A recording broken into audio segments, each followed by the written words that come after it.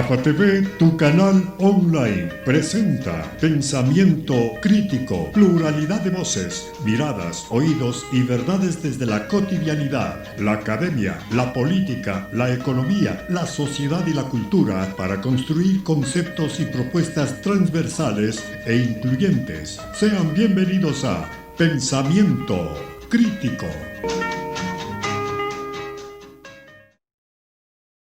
Amigos de GAFA TV Ecuador, tengan ustedes muy buenas tardes. Gracias por estar aquí viendo Pensamiento Crítico, un programa de GAFA TV Ecuador, esta vez por Facebook Live.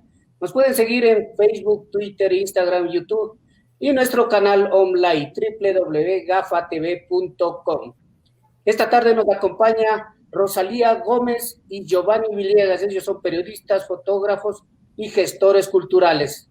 El tema que vamos a tratar, la historia de la fotografía y la fotografía, una herramienta en el medio de la pandemia. Para eso tenemos como todos los días a nuestro compañero Fernando García. Fernando, buenas tardes.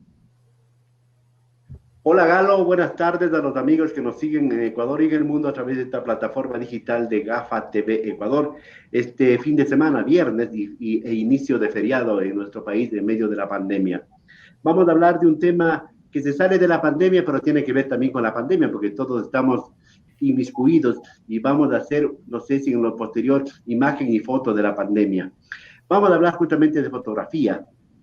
Vamos a hablar con Giovanni Villegas. Él es fotógrafo, periodista, gestor cultural, investigador, magíster en políticas culturales y ahora nos dice también que es un freelance, ¿verdad? Como la mayoría de jóvenes y de profesionales ecuatorianos. Saludamos entonces a Giovanni Villegas. También saludo a Rosalía Gómez. Rosalía Gómez también es colega, es periodista, es máster en comunicación audiovisual, fotógrafa y gestora cultural. También, cuando hay la oportunidad, también es freelance, ¿no es cierto? Saludos a ustedes, gracias por aceptar este diálogo para conversar un poquito de un tema apasionante, la fotografía, la imagen, el retrato, la evolución que ha tenido esta actividad. Comenzamos contigo, Giovanni, el gato Villegas, así te dicen, ¿verdad? El gato Villegas está con nosotros. Un poquito hagamos historia de la fotografía. Estaba viendo pues que en Francia en 1824 aparece por primera 29. Vez la fotografía. 1824, ¿sí? 29. Y en 29 se oficializa en Francia ya. En 1829 se oficializa como tal, el Estado francés dice que ya se inventó la fotografía. Y de ahí un recorrido, yo no sé, como tú, como estudioso de la fotografía, como fotógrafo, como carrera, como profesión, tienes mayores elementos para decir a nuestro público cómo apareció la fotografía, cómo se inventó y cómo ha ido desarrollando, recorriendo el camino hasta llegar ahora mismo. Hola, Gato Villegas, mucho gusto. Gracias, Fernando. Gracias, Galo. Hola, Rosita. Toda la gente que nos está viendo, escuchando. Por supuesto, también invitar a que generen algún tipo de pregunta para que esto no sea un monólogo, ¿no? Bueno, lo primero que tengo que decirte, Fernando, es que justamente esta idea de cuándo nace la fotografía es como bastante errada, porque eso es desde una visión muy occidental, ¿no? De la historia. Siempre la historia lo vemos desde el lado masculino occidental, además blanco.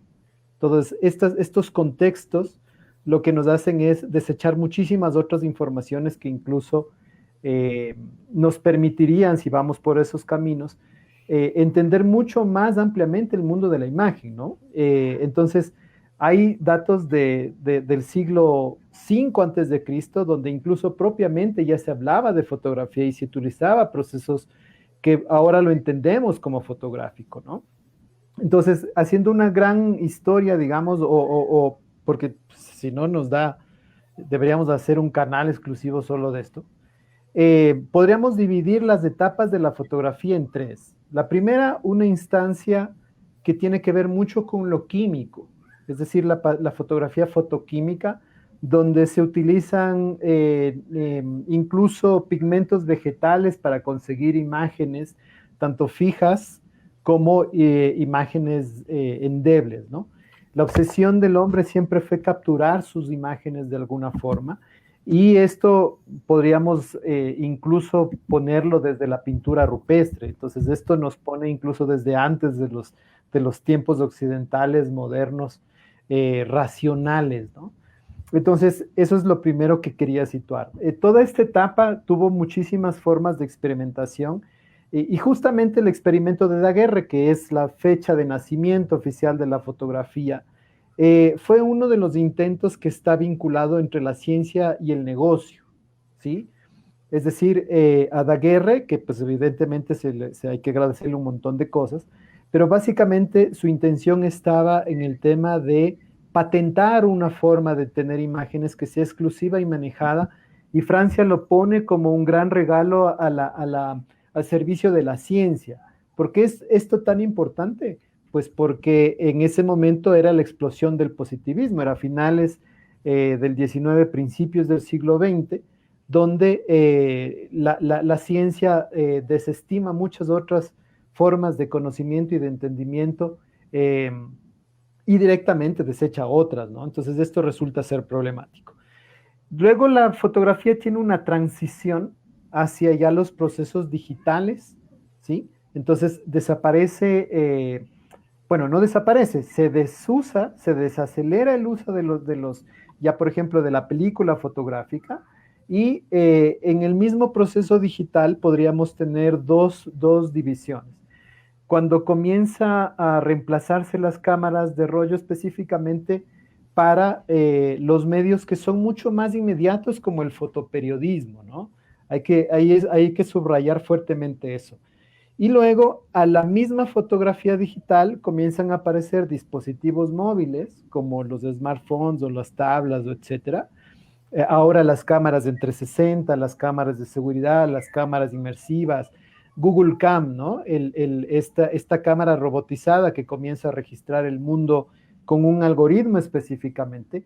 Y este es motivo también de ataque de la misma fotografía. Cuando surge lo digital, la gente que defendía radicalmente la fotografía química le ataca porque decía que eso no es una fotografía seria. Cuando se acepta profesional y económicamente el tema digital, luego esta gente comienza a atacar a la gente que utiliza el smartphone como dispositivo, porque decía, y bueno, surge esta famosa palabra que ahora, esta frase que todo el mundo ahora es fotógrafo y es fácil, pero lo que no alcanzamos a entender es que todas estas tecnologías lo que hacen es primero democratizar los accesos, ¿sí? Y estamos en una etapa bien interesante donde ya el consumidor también es un productor. Y esto obliga a los profesionales de la imagen o de la información en general a tener cada vez nuevos y más convincentes y más creativos recursos para generar contenidos. Y eso creo que es la principal ventaja de lo digital. Ahora, permíteme concluir con esta idea. Ahora, en realidad no se trata de defender si es que haces película o digital, porque finalmente estas son herramientas, ¿sí? Lo importante es saber qué quieres decir y generar con esas herramientas. En algún momento, Armando Matelar nos dijo en un auditorio en Perú que el lápiz es una herramienta y con el lápiz puedes escribir un hermoso poema o clavarle en el ojo a alguien. Entonces el tema está en cómo usas las herramientas, no defender de por sí una técnica. Evidentemente la técnica traducida para el discurso, ya estamos en un campo mucho más creativo que no se divorcia de ninguna forma en cómo estás generando la información. Justamente, Giovanni, el tema que nosotros le pusimos a esta conversación, a este diálogo, es el asunto de la fotografía como herramienta, ¿verdad? Como herramienta y como medio de comunicación. Entonces ahí estamos sintonizados. Tú has hecho un barrido, un mapeo rapidísimo respecto a la carrera de la fotografía. Yo le pregunto ya saludarle a Rosalía Gómez, ella es más joven que nosotros, ¿no? Muy joven. Entonces, yo no sé si ella tuvo contacto en la fotografía con lo de antes, es decir, con el cuarto oscuro, con la cámara oscura, si tuvo acceso o practicó el asunto del revelado, el rollo. ¿Cómo te vinculaste tú, Rosalía, a la fotografía, tomando en cuenta ese barrido, ese mapeo que ha hecho Giovanni? Bueno, primero buenas tardes y gracias por la invitación. Pues yo me vinculé, sí, en esta parte de la fotografía, pero a través de una investigación que hice sobre la fotografía de Pacheco. Digamos que Pacheco fue un fotógrafo de los años 50 de la ciudad de Quito, que pues él fotografiaba primero las fotografías tamaño carnet. Tenía un estudio en el centro de Quito, por la calle Guayaquil, y pues él fue, digamos que fotógrafo de esa época, y claro, digamos que en esa época los estudios fotográficos eran una suerte de ser artesanos, ¿no? O sea, no había esa profesionalización de la fotografía, sino que era, digamos, la persona que limpiaba, pues, los estudios fotográficos, era la persona que después de pasar de limpieza del estudio fotográfico, medio aprendía a revelar y después medio aprendía a tomar fotografías. Y claro, iba como aprendiendo en el proceso de trabajar dentro de un estudio fotográfico, ¿no? Entonces, pues, yo hice más o menos este estudio de Luis Pacheco, que es un fotógrafo, como les digo, de los años 50 de Quito, y pues ahí me topé con algunas cosas de la fotografía que tú mencionaste, ¿no? Digamos, esto de la digamos, esto de la utilización del laboratorio fotográfico, este tipo de cosas, pues yo tuve más o menos contacto precisamente en el fotoestudio del señor Germán Díaz. Entonces, él todavía tiene ciertas cosas, digamos, ciertas herramientas que se utilizaba para hacer fotografía y para hacer ampliaciones, pues, en la parte antigua, ¿no? Es cierto, Rosalía, no lo he visto, pero lo he visto. Rosalía, ¿y tú cómo lo catalogas? Antes era más fácil hacer fotografía, ahora es más fácil, puede haber incluso de creer que antes había más arte en hacer fotografía, ahora es mucho más cotidiano. ¿Cómo le ves tú esas diferencias? ¿En verdad se ha perdido algo con la digitalización, con la tecnología? Yo creo que todo viene a su momento, ¿no? Yo creo que todo está dado a su momento. Si bien es cierto, ahora se ha democratizado mucho más la fotografía, ahora todas las personas tenemos en nuestros celulares una cámara fotográfica, todas las personas tenemos acceso digamos, a una suerte de publicación en Instagram, de publicación en Facebook y en otras plataformas de nuestras fotografías. Si bien es cierto, se ha dado todo esto, pero hay también una suerte de que por el uso de la herramienta todos nos consideramos fotógrafos y todos creemos saberlo. Pero sí hay que marcar como una diferencia entre los parámetros que te permite ser fotógrafo en la actualidad y que te permite ser y que te permite no serlo, ¿no?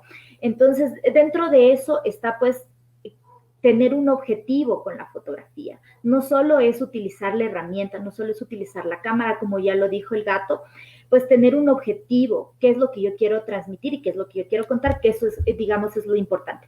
Y pues, o sea, en este sentido, cuando yo hice el estudio de la fotografía de Pacheco, precisamente Betty Salazar, que es una persona que ha estudiado bastante sobre la fotografía en Quito, la historia de la fotografía en Quito, pues ella nos decía que justo en esas épocas también se da una democratización de la fotografía, de lo análogo. ¿Por qué? Porque ella nos decía que cuando recién salió la fotografía eran cámaras demasiado grandes, que no podías moverlas mucho, ¿no? Que no podías.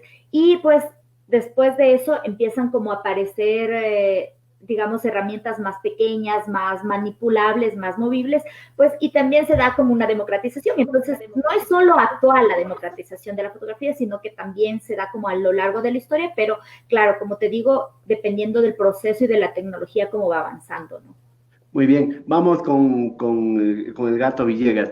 Lo que decía Rosalía, Gato, o sea, no es que somos fotógrafos que tenemos el celular o que de pronto pudimos comprar una cámara. Hay que tener, aparte del conocimiento técnico, hay que tener el concepto, ¿verdad? Hay que saber el para qué queremos hacer fotografía y qué queremos transmitir. Porque ahí vendría un asunto de que cualquiera que tiene un micrófono o tiene una cámara también es periodista, ¿no es cierto? Ahí viene otra confrontación. O sea, es el asunto de los conceptos, el asunto de los objetivos, el asunto de una formación académica, incluso en el campo de la fotografía, en el campo del periodismo. ¿Cómo ves tú esa situación entre llamemos de fotógrafo aficionado, el cotidiano, y el fotógrafo profesional, el que tiene una propuesta, el que tiene un objetivo? Pues justamente esas son las concepciones que ahorita están en discusión, ¿sí? Esta discusión en realidad ya viene desde finales de los 80s, en los 90s es más fuerte, y en el siglo XXI, de hecho, ya hay sectores y segmentos que dicen que hay que discutir esto porque ya es una pérdida de tiempo, ¿sí? A ver, que sepas leer y escribir no te convierte en un Nobel de la literatura, ¿sí? Partamos de esa idea. Ahora, evidentemente cuando tienes en la mano un dispositivo que te permite además expresarte, lo que estamos conversando aquí es en cómo se deja de monopolizar las historias, porque finalmente, y hay que decirlo, independientemente de que estés a favor o en contra de una X posición política, económica, social, ¿sí? Siempre vas a generar tus discursos y tus preferencias en función de ese apego, ¿sí? Y todo medio, incluso los que se declaran independientes, siempre van a responder a una forma y a un interés específico. Y ese interés lo que te va a hacer... No hay la neutralidad, eso es la neutralidad. Eso no existe, eso es ciencia ficción. De eso estamos de acuerdo. Entonces, pero sí te da una agenda y un urgenciamiento de cómo y qué publicar o qué generar, qué sentidos publicar. Ahora, ¿cómo y cuándo? ¿Cómo y cuándo? Exactamente. ¿No? Ahora, aquí creo que hay que hacer una diferenciación importante. Una cosa es el ejercicio periodístico, que lo que hace es generar un flujo de información, y otra cosa es el ejercicio comunicacional, que ya incluye el tema del procesamiento e incluso de preferencias de opinión. Entonces son dos instancias distintas. Ahora, justamente es el ejemplo que pones de que si yo tengo un micrófono, ya soy periodista. Esa es la idea que está instalada en este momento, nos guste o no, ¿sí? O sea, no estoy celebrando esa opción. Bueno, de parte, la verdad, sí es que la celebro, pero justamente lo que nos hace es, los que somos profesionales, ¿qué vamos a ofrecer? Porque lo que ocurre ahorita es que las nuevas generaciones que entran con más fuerza y que son objetos además de consumo, no están teniendo consonancia con los sentidos y las historias que estamos produciendo. Por lo tanto, no soy objeto de consumo en el sentido de tomar esos sentidos que se están produciendo y hacer los míos y actuar en función de eso. Entonces, en esa perspectiva, ¿sí? Lo que está ocurriendo con el boom de la tecnología, y cuando hablo de tecnología no solo hablo de la internet y la digitalización de los medios, sino de todo, lo que decía Rosalía, ¿no? Cuando los formatos se hacen más pequeños, eso también puede ser tecnología. Eso, sí, evidentemente estamos hablando de democratización todo el tiempo. Y uno tiene que tener una preparación. El pequeño detalle en este momento es que los dispositivos cada vez nos hacen la vida más fácil, y justamente este tema de la profesionalización... O sea, la tecnología te simplifica muchas cosas. Por supuesto. Ahora, esa simplificación, en algunos casos, representa un incremento de curva de calidad y en otros casos no. Pero fíjate que los elementos más interesantes en los campos... La calidad en cuanto al contenido y al objetivo. Sí, pero también lo que sucede es que si es que yo me quedé en una época y romantizo una época, no estoy en consonancia con las historias actuales. Y entonces comienzo a ser, viene esta famosa palabra, comienzo a ser anacrónico, ¿sí? Paréntesis, no es que haya desaparecido incluso la palabra que hemos utilizado en este espacio, ¿no? No es que haya desaparecido la fotografía de antes, la antigua. De hecho, hay un boom enorme en este momento de gente muy joven que está utilizando estos medios porque son mucho más concretos. Y eso es una cosa que todavía estamos Giovanni, pensando. como tú dijiste, esto se necesita hacer un propio canal para hablar sobre fotografía, ¿no es cierto? Ujú. Es un tema apasionante, un tema muy interesante. Vamos un poco yéndonos a la actualidad. Rosalía, cómo se ve con el lente de una cámara, de un dispositivo, este problema de la pandemia que estamos pasando ahora mismo? ¿Se puede tomarle una foto al coronavirus de Rosalía? Ya se le tomó. Ya, de hecho, ya se tomó al coronavirus una fotografía, pero claro, digamos que para eso tú necesitas un equipo especial, ¿no? Un equipo que te pueda, digamos, poner en imagen lo micro, ¿no? Que es esto del virus, ¿no? Del coronavirus. Pero en esta época de pandemia, pues yo conozco bastantes fotógrafos que están haciendo fotografía con las medidas de bioseguridad necesarias, pero han salido y de hecho sí están circulando fotografías de esto de la pandemia, porque hay historias interesantes que necesitan ser contadas a través de la fotografía. Historias, por ejemplo, como la participación de movimientos sociales que están haciendo marchas, que están movilizándose, por ejemplo. Eso se necesita contar. Y a pesar de estar en pandemia, esto sigue sucediendo, esto sigue pasando y se necesita contar. Precisamente hoy yo salí en bicicleta a circular por la avenida Amazonas y yo pasaba por el Ministerio de Relaciones Exteriores y hay bastante gente que hace fila, por ejemplo, en migración. A pesar de la pandemia, hay una fila muy grande en este edificio de migración y pues eso necesita ser contado y necesita ser contado de diferentes formas y una de las formas de contar esto de la pandemia pues es la fotografía, ¿no? Como te menciono. Y claro, aparte de eso, no solo la fotografía ser utilizada como para informar, porque quizás otra de las facetas de la fotografía que nos permite es esto del arte, ¿no? Y pues en época de pandemia también se está dando fotografía artística. Le decía a Rosalía cuál es la fotografía, cuál es la imagen que se ve de la pandemia en Ecuador y en el mundo. Pero cuál es la otra fotografía de la situación económica, de la situación socioeconómica del Ecuador. Ustedes mismos y nosotros mismos, nosotros como trabajadores, independientes no de ideas, sino independientes de dependencia de alguien, ¿no es cierto? Económica. Igual ustedes, ¿cómo la han estado llevando? Rosalía y tú, Gato, ¿cómo han estado llevando la situación económica? Porque creo que ustedes y nosotros no somos pues, que tenemos renta, ni tenemos privilegios, ni cosas por el estilo. ¿Cómo lleva un hombre común y corriente la situación económica en el asunto de la pandemia? Bueno, el tema es que el problema se presenta justamente y ahora creo que es mucho más evidente como ninguna en otra etapa, por lo menos de estos últimos 20 años. Y es que estamos atrapados en un sistema económico donde el circulante es el rey. Y entonces cuando comienza a escasear el circulante, evidentemente comienza un efecto en cadena o un efecto dominó donde hay muchos efectos económicos, ¿no? Entonces, como nunca antes en la historia, en estos últimos meses se han fortalecido otras formas de economía, ¿no? Economía solidaria, economía circular, el trueque, el intercambio, que en la región no es nueva, me refiero a Latinoamérica, estos tipos de transacciones no son nuevas, para otras geografías, evidentemente. Son ancestrales, pues. Por supuesto.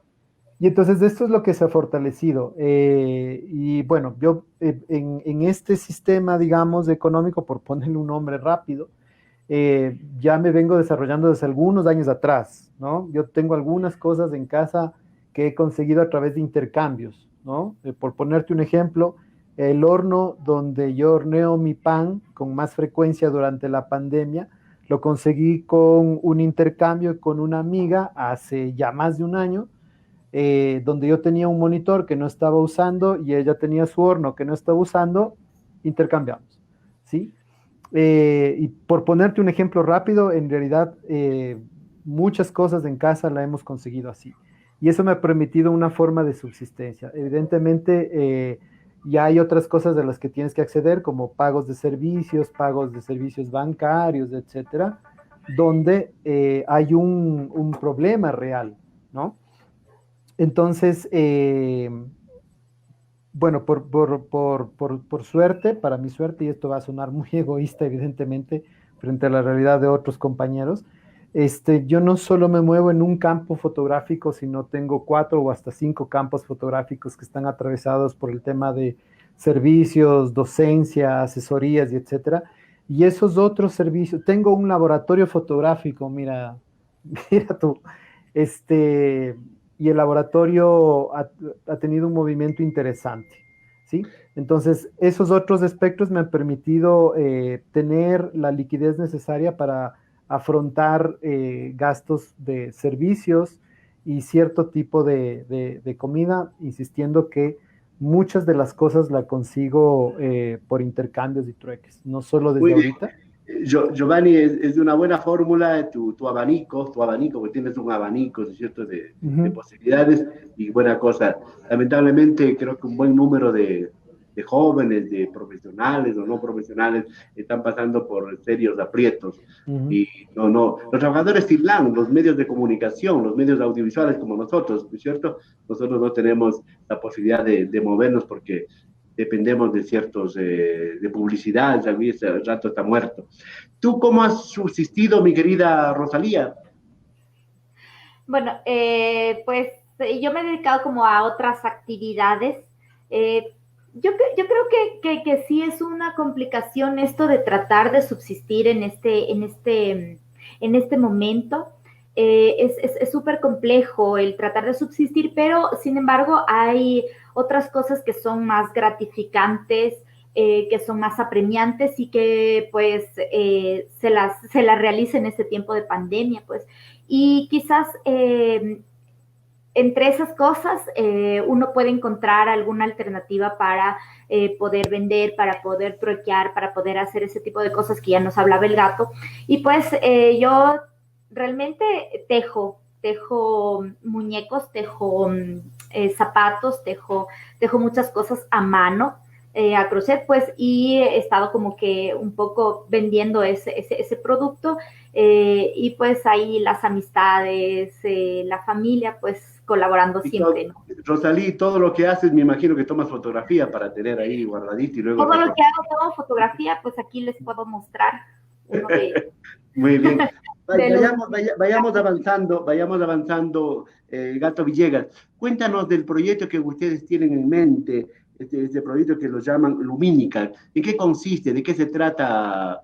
Lo que yo te mencionaba, ¿no? Pues hay cosas más apremiantes que uno puede hacer, no solo en esta época de pandemia, sino cuando uno se interesa por algún tema, por alguna actividad, ¿no? Entonces, una de esas después, nuestro proyecto Lumínica, que es una suerte de taller donde se enseña no la técnica de la fotografía, sino que a través de enseñar técnicas fotográficas, pues se enseña esto que nosotros veníamos hablando, que es como el objetivo de la fotografía, como la finalidad de por qué fotografío, como el concepto que debe estar detrás de una fotografía. Entonces, pues esta suerte de talleres las dirige pues quien está al lado mío, que es el Gato Villegas, y es esto, ¿no? Es Lumínica.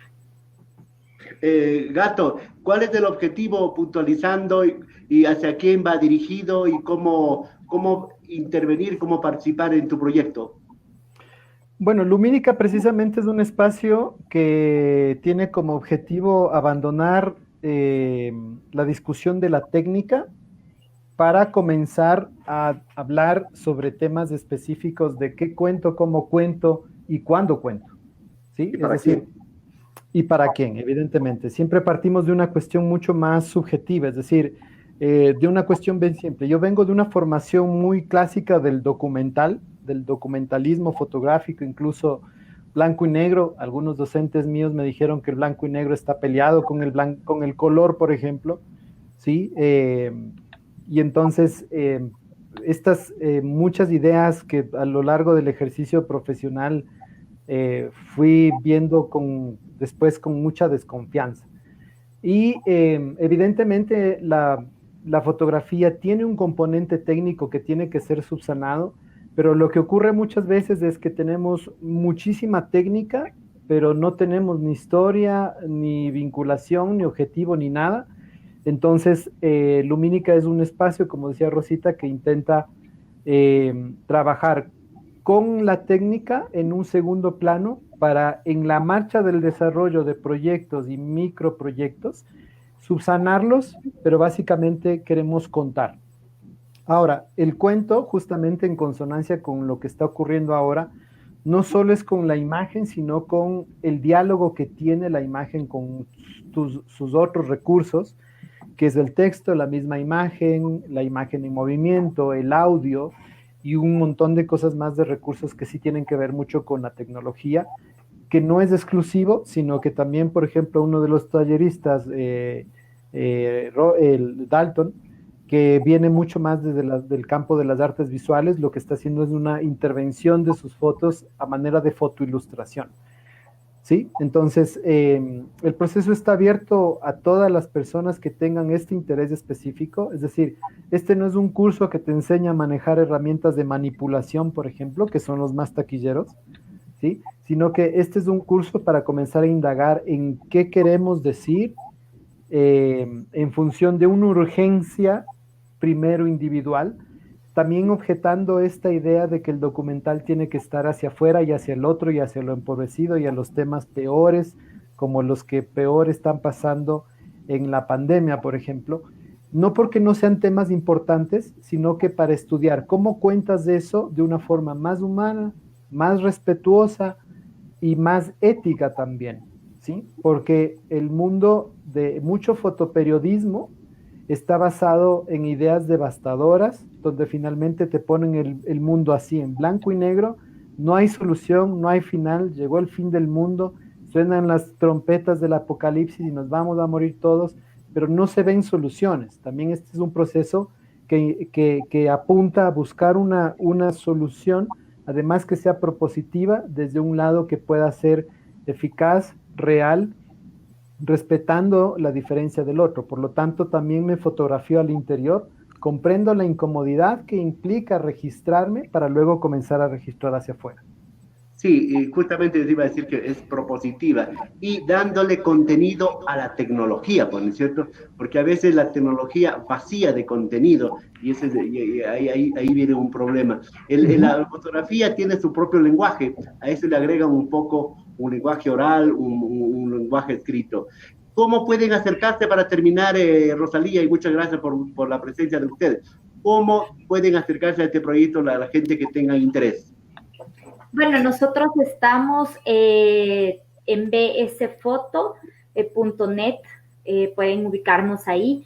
También pueden ubicarnos en Instagram, también tenemos abierto nuestro Instagram de Lumínica y pues a través de estos dos medios pueden contactarse. Muchas gracias, Giovanni, muchas gracias, Rosalía. Ojalá podamos sacar, como tú dices, unas fotos no de apocalipsis, sino de esperanza, de futuro y de solidaridad.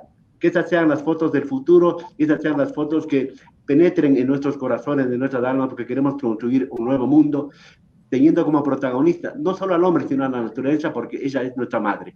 Por supuesto. Queridos amigos, muchas gracias, buenas tardes, nos volvemos a ver la próxima semana. Tenemos un feriado, yo voy a consultar a mi amigo, a mi productor, si me va a hacer trabajar el lunes o me va a dar vacaciones. Bueno, eso vamos a discutirlo internamente. Buen fin de semana, Rosalía y Giovanni, mucho gusto. Muchas gracias. Gracias a ustedes. Señoras y señores, muy amables por haber acompañado esta semana de diálogo, de reflexión, de propuestas. Nos volvemos a ver lunes o martes, ya lo decidiremos. Señoras, hasta la próxima.